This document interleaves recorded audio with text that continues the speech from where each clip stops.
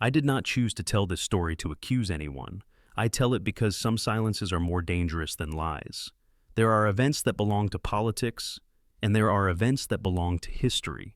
But there is a third kind, rarer and more uncomfortable, events that belong to conscience. They do not ask to be debated, they ask to be remembered. This is one of them. That night, the capital did not sleep. Not because of celebration, not because of victory. It remained awake because order had thinned, and anger had learned how to speak louder than reason. From a distance, the city sounded broken, metal striking stone, glass collapsing into itself, scattered shouting without direction. What had begun as protest no longer had a name. It was motion without purpose, noise without thought, force without restraint. Near the main square, and under streetlights that flickered as if uncertain of their duty, stood a statue of Jesus Christ. It had stood there for decades. It had watched governments rise and disappear. It had watched poverty, prayer, failure, and quiet hope pass in front of it. It had harmed no one. It demanded nothing. That night, 7 men walked toward it. They did not chant. They did not argue. They did not explain. They moved with the kind of silence that comes when anger no longer needs words. The first blow landed, then another. Stone cracked. A dry, final sound, the kind that does not echo because it does not need to. The head of the statue separated from the body, struck the ground, rolled once, and stopped, facing the open sky. And then something strange happened. The square became quiet. Not the quiet of respect, not the quiet of victory. It's the quiet that follows when a line has been crossed, and everyone knows it, but no one knows how to name it. There was no cheering, no triumph, only hollow faces, as if the crowd itself had suddenly realized it had gone somewhere it did not mean to arrive. In that moment, it became clear to me, this was no longer about politics. It was no longer about protest. A boundary older than law had been broken, and nothing that followed would belong to the language of courts or commands alone. Nothing dramatic happened after the statue fell. No thunder split the sky, no fire descended, no voice spoke from the clouds. If that is what someone expects from sacrilege, they will never understand how consequences truly move. What followed was slower, quieter, more unsettling. Yet the 7 men were detained that same night and placed in separate holding cells for questioning. At first, the incident was treated as a matter of public order, destruction of property, incitement, riot participation, the familiar language of law. But within days, reports began to reach my office. Not reports of violence, not escape attempts, not threats, reports of discomfort. Seasoned soldiers, men who had stood watch in real war zones, men who did not exaggerate, asked to speak privately. They struggled to describe what troubled them. One said the air in the corridor felt heavy, as if breathing required effort. Another said time behaved strangely during his shift, minutes stretching into something thick and shapeless. A third spoke of a quiet that did not feel empty, but occupied. Medical evaluations were ordered. Yet the psychological screenings followed. Everything returned normal, yet the accounts continued. One guard admitted he heard weeping late at night, soft, restrained, as if someone were crying carefully, trying not to be discovered. When he approached the cell, the prisoner sat upright, eyes open, silent, tears already dry on his face. Another soldier told me something that stayed with him long after the words left his mouth. He said the corridor felt watched, not by the prisoners, by the space between them, as if something invisible had entered and chosen not to leave. I do not say this to create fear. I say it because leadership demands honesty, especially when reality refuses to fit into comfortable categories. So, I went myself, not as a commander, not as a symbol of authority, as a man responsible for what had happened under his watch. The corridor was clean, the walls unmarked, the floor polished. Everything looked ordinary, except the silence. It was not the silence of peace. It was the silence that follows a question no one wants to answer. The 7 men were separated, each in his own cell. None of them spoke when they saw me, not in defiance, in confusion. They looked like men who had awakened inside lives that no longer felt like their own. In that moment, I understood something that no report could capture. This was not fear of punishment. This was not regret over arrest. This was disorientation at a deeper level, the quiet collapse of inner certainty. We often imagine guilt as something loud, But true guilt is quiet. It does not shout. It does not accuse. It sits beside you and refuses to leave. I left the corridor without speaking to them, not because I had nothing to say, but because words would have interfered with something already in motion. What had begun was no longer under human command, and it was only the beginning. The first man was the one who struck. He had not been the loudest in the crowd. He had not shouted slogans or stirred anyone forward. When the moment came, he simply stepped out of the noise and acted. That detail matters. Violence always begins with someone willing to move before thought catches up.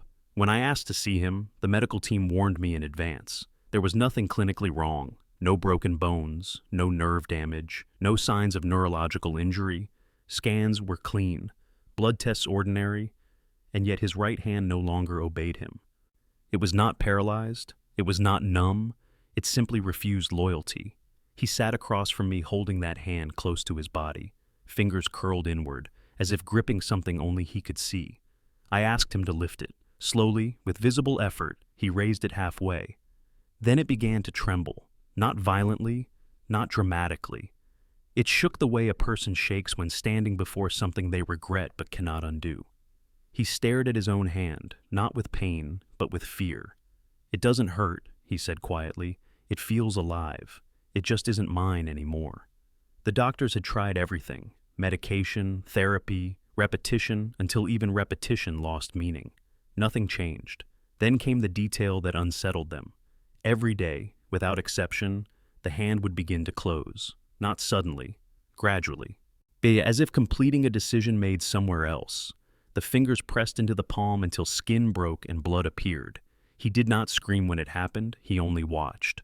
When nurses tried to open his fingers, the resistance was firm, but not rigid, not muscle, intention. I asked him what he felt at the moment the statue broke. At first, he said nothing. Then he spoke in a voice already tired of defending itself. "At the beginning," he said, "I felt powerful. Not strong, powerful." He said the crowd disappeared for a moment, that it was just him and the object in front of him. Then the head fell. "And the feeling left," he said. "Not guilt, emptiness." He told me something he had not told the doctors. Every time his hand began to close, he heard the sound again. Not the crack itself, but what followed, the silence. He said the hand tightened most when he tried to justify what he had done, when he told himself it was only a statue, when he turned it into politics, when he tried to laugh. But at night, alone, when he whispered one sentence, the tightening slowed. It was not a prayer. It was not theology. It was human. I should not have done that. Nothing more. I did not speak to him of law or punishment. Those things had already become irrelevant. I left that room knowing something no academy teaches. Sometimes the body becomes the courtroom when the mind refuses to hold trial. He had used his hand to break what generations had respected. Now that same hand reminded him, every day, of the choice he could not reverse, not as revenge, as memory. The second man never touched the statue. That was the sentence he repeated to everyone. I didn't swing anything. I didn't throw a stone. I only spoke." He had stood a few steps back from the violence, feeding the crowd its courage. "Do it. Break it. Show them." He believed distance would protect him. When I was told he had lost his voice, my first thought was practical. Tear gas can burn the throat. Shock can silence people. Fear can fold sound inward. None of that applied. His vocal cords were intact. No swelling, no infection, no damage. He could breathe normally. He could swallow. But when he tried to speak with anger, nothing emerged but a thin leak of air, like wind escaping through a cracked door. The doctors tested him again and again. They asked him to shout. Nothing. They asked him to curse. Nothing. They asked him to argue. Silence. I went to see him myself. The moment I entered, he began to speak urgently, his mouth moving faster than sound. He wanted to explain himself before I could define him.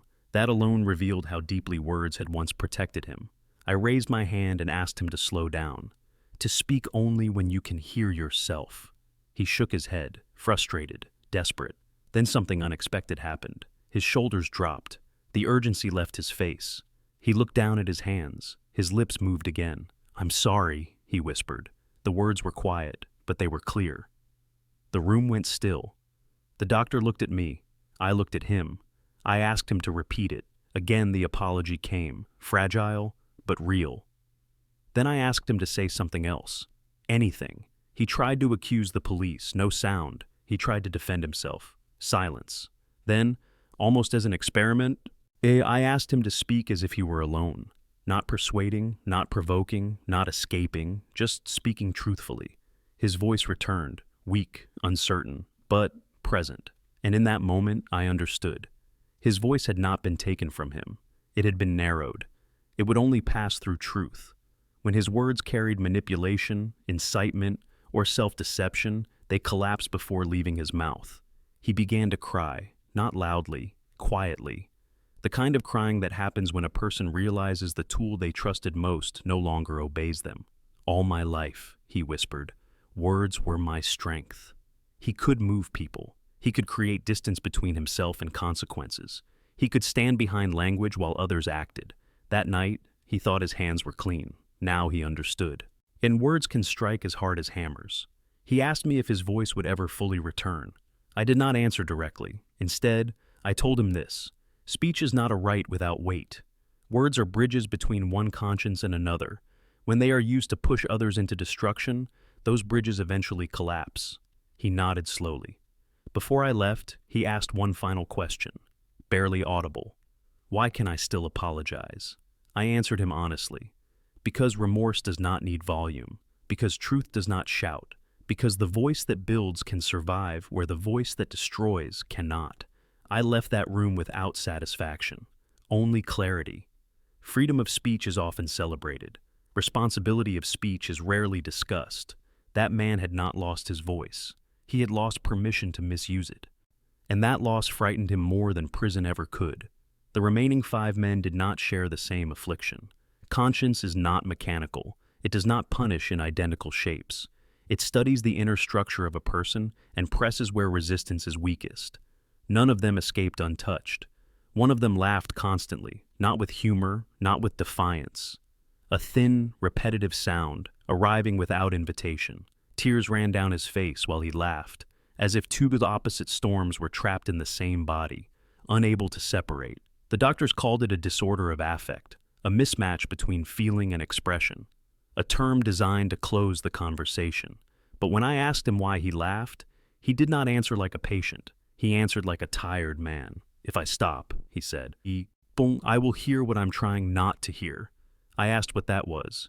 He closed his eyes. He did not answer. Another man sat on his bed for hours, rubbing his palms together. When guards searched his cell, they found sand everywhere, on the floor, in the folds of his clothes, between the sheets. The cell had been cleaned repeatedly. There was no source. When questioned, he looked genuinely confused. There is no sand, he said. But his hands moved as if they were heavy with it. Later, a nurse told me that when he tried to sleep, he woke suddenly, brushing his palms violently, as though removing something only he could feel. Memory does not always return as images. Sometimes it returns as sensation. A third man spoke constantly, not to anyone in the room. Fragments, unfinished sentences, questions with no destination. Yet when guards asked who he was speaking to, he became agitated and refused to answer. But one night, a guard heard him clearly. Why did you let me do it? Not a theological question, a human one. We often look for permission before crossing lines we already know exist. When no one stops us, we mistake silence for approval. The fourth man refused to eat unless someone was watching him. Left alone, he pushed the food away. Under observation, he ate slowly, without appetite. When asked why, he said, I need someone to see me. Being unseen, he said, felt dangerous, as if disappearance were a second punishment. The fifth sat facing the wall for hours, unmoving. When guards tried to turn him, he resisted gently, like a child refusing to leave a place of fragile safety. When I spoke to him, he said the wall was not empty. He said it was where the statue used to be, not physically, inside him. None of these men were declared insane. None were pretending. Any trained observer could see this was not theater. These were fractures. What struck me most was what they did not speak about. They did not describe visions. They did not speak of judgment. They did not mention God. They spoke of imbalance, of something missing, of a quiet they could not escape. We expect consequences to arrive with force. We imagine them imposed from outside. What I witnessed taught me otherwise. Sometimes consequence is simply the removal of inner coherence. When you violate what others hold sacred, you do not injure the sacred. You destabilize yourself.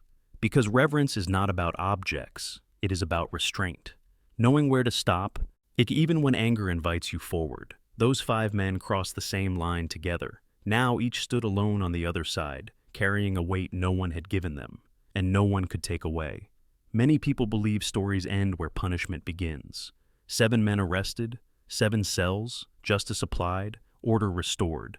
That is how we prefer our narratives. Contained, measurable, finished. Life rarely agrees. The effects did not remain behind prison walls. They moved outward, quietly, into homes that had never stood in the square that night.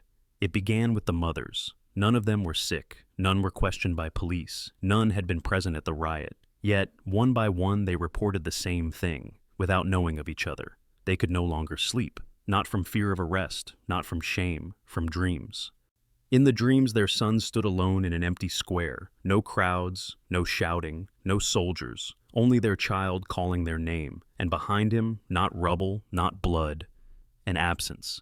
A space where something had once stood. One mother asked to speak with me privately. She was not educated in politics or theology. She did not accuse the state. She did not demand justice. She cried softly and said something with terrible clarity. "I do not dream of Jesus. I dream of my failure." She paused. "I dream that I did not teach my son when to stop." That sentence stayed with me. We often define sin as rebellion against God, but sometimes it is simpler. It is the absence of guidance when guidance was needed most. Not hatred, neglect, not evil, silence. The wives came later, not together, alone, hesitant. Ashamed to speak of things they could not explain. Their households had begun to unravel.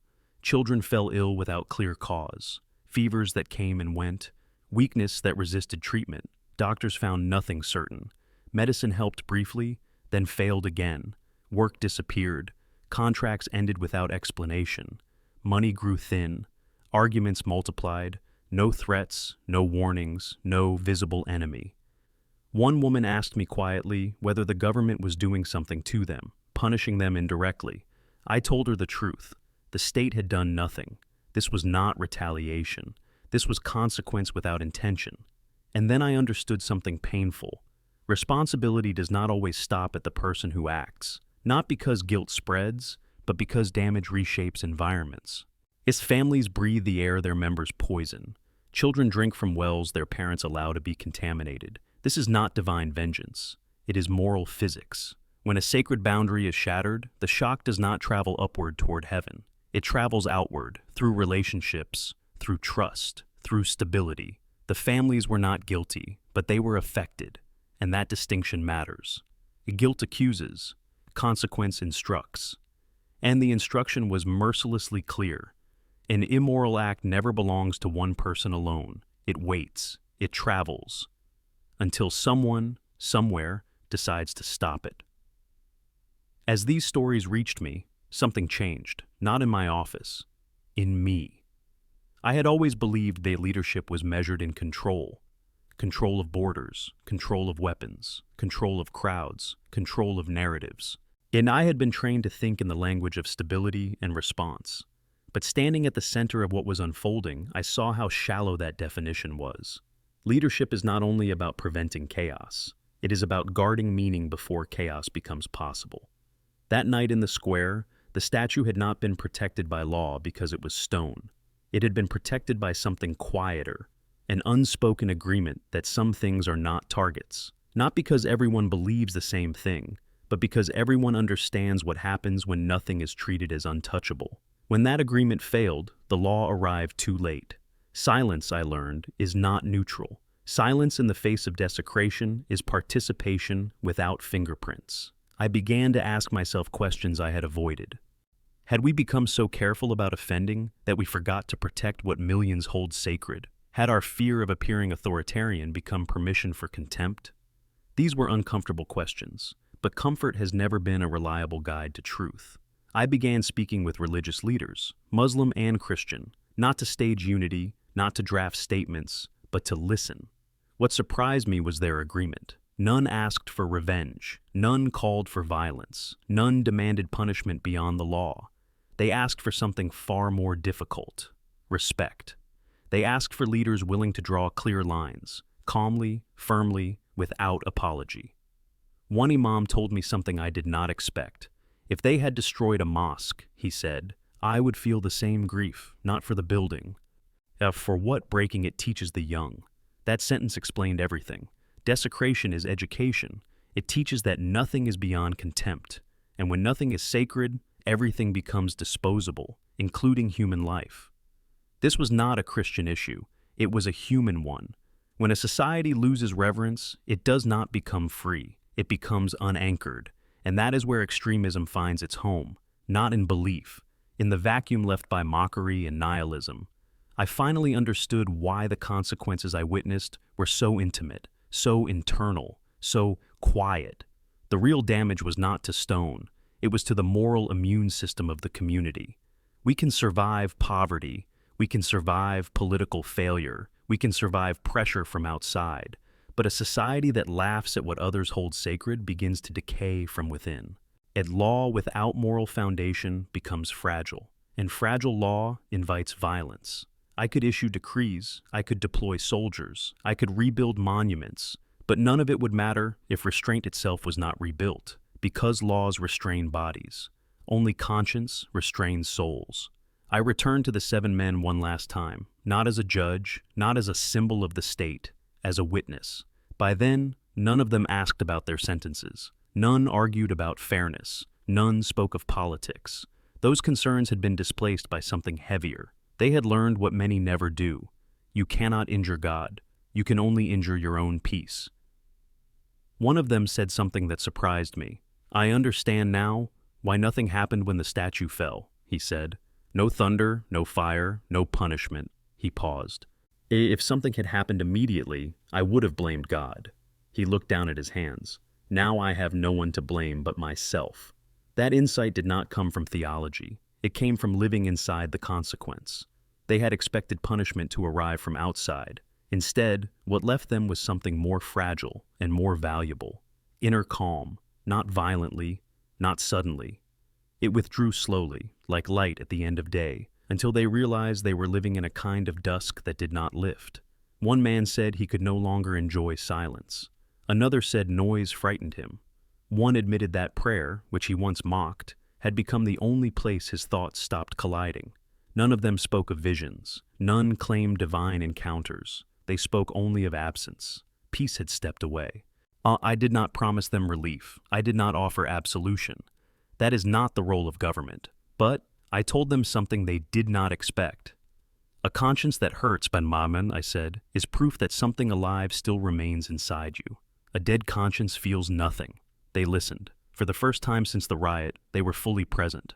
I left knowing that whatever sentence the court would give them would be secondary. They were already carrying one within themselves. This was not justice as spectacle. It was justice as awakening. The families asked me what lesson they were meant to learn. I told them the truth, even though truth is rarely gentle. Families are not judged for the crimes of their sons, but families shape the ground in which restraint either grows or fails. Guilt is not inherited, silence is. A child who is never taught where to stop will eventually discover the boundary by breaking it, and broken boundaries leave marks that apology alone cannot erase. I told the mothers that love without guidance becomes helplessness. I told the fathers that authority without example becomes noise. And I told them all that indifference is never neutral. It is something that teaches quietly, generation after generation. To my fellow leaders, especially in fragile regions of the world, I say this without accusation. When political power collides with what people hold sacred, it stops being politics. It becomes a moral emergency. You can rewrite laws. You can deploy soldiers. You can rebuild what is destroyed. But no government has the authority to normalize contempt for what millions treat as holy. That this is not about enforcing belief. It is about defending dignity. The dignity of faith. The dignity of restraint. The dignity of knowing that not everything must be tested simply because it can be touched. A nation does not collapse when statues fall. It collapses when mockery becomes policy and silence becomes permission. I learned something that night which no office had taught me. God does not need violence for his defense, but societies need protection from learning to despise what others revere. Because when human beings replace reverence with rage, something collapses long before religion does. It is the inner architecture of conscience. Altars fall, sacred words are ridiculed, anger is mistaken for courage, and the first casualty is not faith. It is the ability to feel moral weight. To my Muslim brothers and sisters, I say this sincerely. When a Christian symbol is desecrated, it is not Christianity alone that is wounded. It is the principle that faith deserves protection from contempt. Today it is a cross, tomorrow it is a mosque, and after that, it is the human heart itself. To Christians, I say this gently. God does not need your fist. Christ does not need your vengeance. What the world does need is your example. Restraint without weakness, conviction without cruelty, courage without hatred. To parents, teach your children where to stop, not with fear, but with meaning, not with threats, but with reverence. The most dangerous inheritance is not poverty or hardship. It is the belief that nothing is sacred. To the young, anger feels powerful, but it is a poor architect of the future. Yet to those who do not believe, doubt is honest, contempt is lazy. They are not the same. To those watching Africa from far away, we are not a continent without conscience. We are a continent learning, painfully, that modernization without moral grounding is not progress. It is speed without direction. I do not wake each day asking whether I will win. I ask whether I will remain awake. Because there is no final victory, only a daily choice between awareness and surrender. The statue was broken, stone cracked, dust settled, but the lesson remained. Those who touch what is sacred with hatred do not destroy the sacred. They create an emptiness inside themselves that no power can fill. If these words have reached you, do not rush past them. Sit with them. Speak of them quietly with someone you trust, not to argue. Not to perform outrage, but to remember where the lines are drawn. History does not repeat itself loudly. It returns softly, through neglected boundaries, through forgotten restraint, through the slow education of indifference. Leadership did not teach me this. Power did not. Crisis did. And it taught me that the human soul is more fragile than stone and far more difficult to rebuild.